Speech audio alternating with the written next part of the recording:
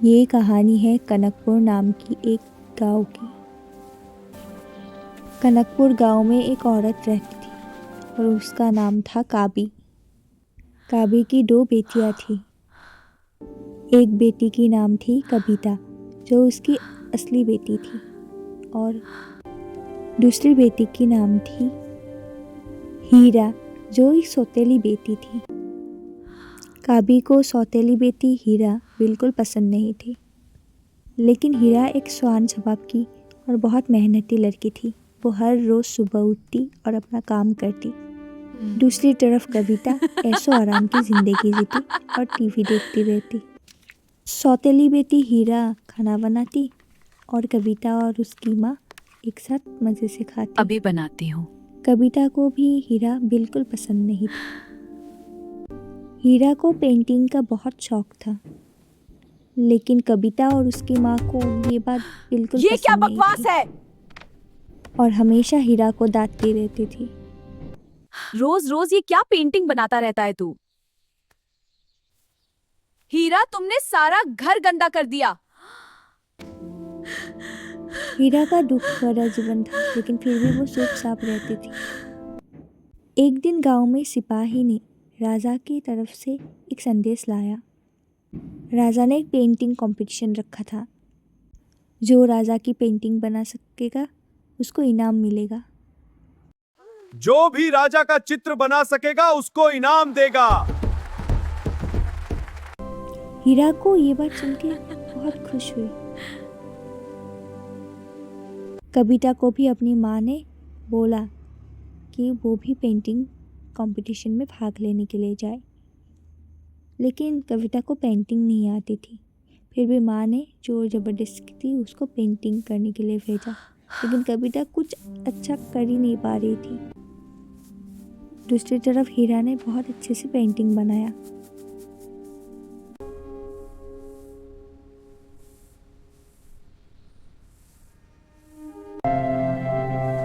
हीरा की बनाई हुई पेंटिंग महाराज को बहुत पसंद आई और सिपाही के हाथ में हीरा के घर तक एक चिट्ठी भेजी।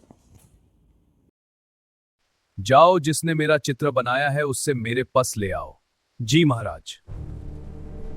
अरे घर पे कोई हो? सिपाही ने हीरा की सौतेली माँ के हाथ में वो चिट्ठी दे के आए, लेकिन सौतेली माँ ज़्यादा लिखा पढ़ा नहीं जानती थी, तो इसलिए उसको कुछ समझ में नहीं आया कि उधर क्या लिखा है। ये रहा तेरा पत्र, धन्यवाद। वो चिट्ठी अपने बेटी कविता को पढ़ने के लिए दी। कविता ने वो चिट्ठी पढ़ी और हीरा पेंटिंग कंपटीशन में जीत गई, उसको पता चली। लेकिन कविता बहुत गुस्सा हो गई। नहीं, ये नहीं हो सकता। हीरा को इनाम नहीं मिल सकता। कविता और कविता की माँ को बहुत गुस्सा आया और हीरा तक ये चिट्ठी ना पहुँचे उसका इंतज़ाम किया। वो दोनों चिट्ठी फाड़ के उड़ा दिया। बेटी कविता, मैंने तो सोचा था कि तुम जीत गई। हाँ, ये नहीं हो सकता, इस चिट्ठी को फाड़ दो। ऐसे ही देखते देखते बहुत दिन बीत गया और राजा अभी भी हीरा का इंतजार कर रहा था। चित्रकार का नाम पता चला है महाराज। अच्छा, जल्दी बताओ। लेकिन हीरा की तरफ से कोई संदेश नहीं राजा तक नहीं पहुंचा। मैंने उनका घर पे चिट्ठी देके आया हूं। ठीक है, तुम जा सकते हो। महाराज मन ही मन बहुत दुखी हुआ और वो खुद हीरा को ढूंढने घोड़े पे निकल पड़े।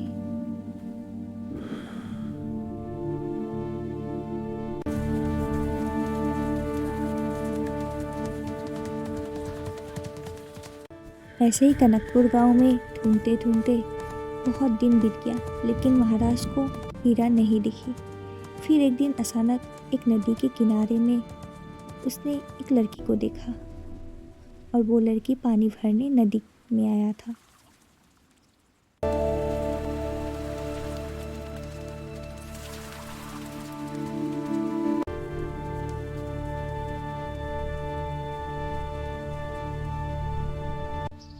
सुनिए। जी महाराज। क्या मैं आपका नाम जान सकता हूँ? जी मेरा नाम हीरा है। हीरा।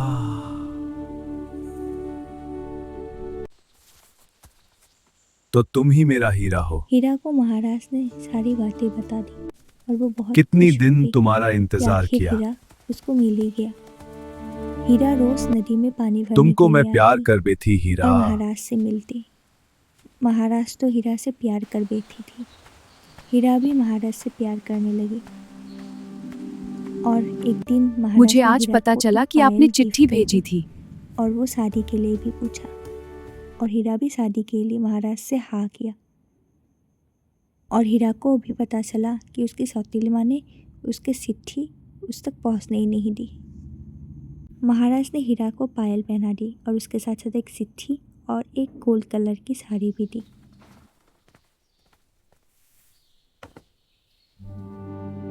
हीरा के ऊपर दोनों माँ बेटी का शक हुआ कि वो रोज़ इतना देर से कहाँ से आते और रोज़ वो पानी भरने नदी में जाते।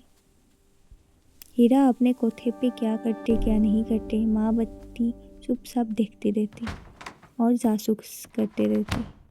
चलो यहाँ पे क्या है देखता हूँ। जब मैंने तुम्हारा चित्र देखा तब से तुमको मैं ढूंढ रहा था। कविता और उसकी माँ को वो चिट्ठी मिली जो महाराज ने हीरा को दी थी और वो गोल्ड साड़ी भी मिला। और कविता और उसकी माँ वो चिट्ठी जब पढ़ा तो पता चला कि हीरा और महाराज दोनों मिल चुकी है और जब वो पानी भरने जाते हैं महाराज उसे मिलने आते हैं और महाराज हीरा से प्यार करते हैं और हीरा भी महाराज से प्यार करते हैं। माँ बेटी को बहुत गुस्सा आया और ये शादी किसी भी हाल में रोकने की कोशिश की। अरे छोड़ दो मुझे। चलती रह। हाँ जल्दी कर। नहीं रुको। तूने हमसे इतना बड़ा बात छुपाया। मुझे माफ कर दो। माफ नहीं कर सकती। मेरी रहते हुए तू कैसे महाराज से शादी कर सकता है? महाराज के साथ शादी तेरी नहीं कविता की होगी।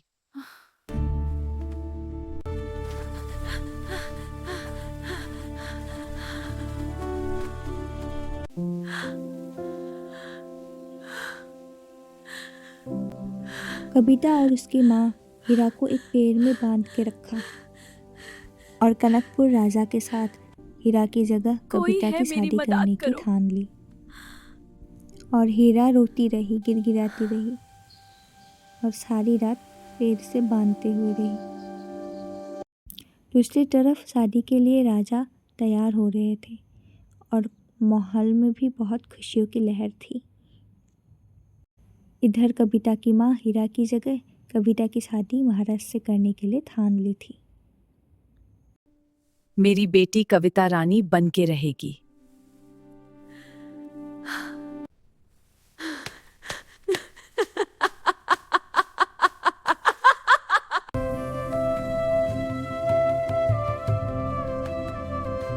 महाराज और कविता की शादी धोखे से तो हो गई लेकिन महाराज को कुछ ठीक नहीं लगा। वो कविता के ऊपर शक किया और उसको लगा कि एक हीरा नहीं कोई और लड़की है। महाराज ने वो लड़की के पैर देखा तो पता चला कि उसका दिया हुआ पायल तो है ही तुम नहीं। हीरा नहीं हो। वो हीरा नहीं बल्कि कोई और लड़की थी। महाराज गुस्से से लाल हो गया और वो हीरा को ढूंढने निकला।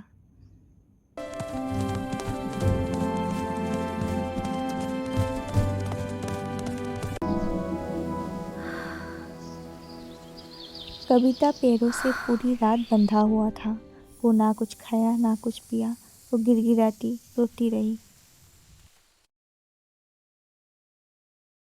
लेकिन महाराज आके कविता को फंसा लिया और उसको वो बंधे हुए पैरों से निकाल लिया।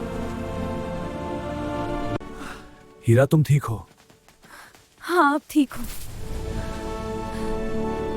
हीरा को लेके महाराज वापस महल आया और कविता और उसकी माँ को महाराज ने सजा सुनाई। सिपाही इन दोनों को सजा दो। महाराज हीरा से फिर से शादी किया और उसको अपना पत्नी बना के रखा और वो दोनों हीरा, बहुत अब खुश तुम रहे। सिर्फ मेरा हो।